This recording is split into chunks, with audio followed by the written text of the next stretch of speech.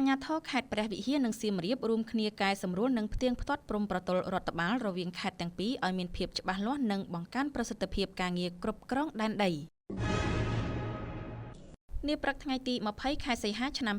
2026នេះលោកកឹមច័ន្ទបញ្ញាអភិបាលរងខេត្តព្រះវិហារតំណាងឯកឧត្តមគឹមរិទ្ធីអភិបាលនៃគណៈអភិបាលខេត្តព្រះវិហារបានដឹកនាំប្រតិភូអមដំណើររួមមានមន្ត្រីជំនាញនៃរដ្ឋបាលខេត្តតំណាងមន្ទីរអង្គភាពពាក់ព័ន្ធលោកអភិបាលស្រុកគូលែននិងស្រុកសង្គមថ្មីព្រមទាំងអាជ្ញាធរដែនដីក្នុងមូលដ្ឋានចូលរួមក្នុងកិច្ចប្រជុំពិនិត្យនិងពិភាក្សាកែសម្រួលព្រំប្រទល់រដ្ឋបាលរវាងខេត្តព្រះវិហារនិងខេត្តសៀមរាបកិច្ចប្រជុំដ៏មានសារៈសំខាន់នេះបានប្រព្រឹត្តទៅនៅសាលប្រជុំរដ្ឋបាលស្រុកស្វាយលើខេត្តសៀមរាបដោយមានការចូលរួមដឹកនាំសម្របសម្រួលពីសំណាក់លោកសុកថុលអភិបាលរងខេត្តតំណាងឯកឧត្តមប្រាក់សុភ័ណ្ឌអភិបាលនៃគណៈអភិបាលខេត្តសៀមរាបព្រមទាំងមានការចូលរួមពីអាជ្ញាធរស្រុកស្វាយលើនិងមន្ត្រីជំនាញពាក់ព័ន្ធនៃខេត្តសៀមរាបផងដែរកិច្ចប្រជុំនេះរៀបចំឡើងក្នុងគោលបំណងសំខាន់ដើម្បីរួមគ្នាកែសម្រួលនិងផ្ទៀងផ្ទាត់ទិន្នន័យបច្ចេកទេសនៃខ្សែព្រំប្រទល់រដ្ឋបាលជាក់ស្ដែងនិងលើផែនទីឲ្យមានភាពច្បាស់លាស់ត្រឹមត្រូវនិងស្របតាមលិខិតបទដ្ឋានគតិយុត្តជាធរមានការកំណត់ព្រំប្រទល់ឲ្យបានច្បាស់លាស់នេះនឹងជួយដោះស្រាយបញ្ហាគូតស៊ីគ្នានៃដែនសមត្ថកិច្ច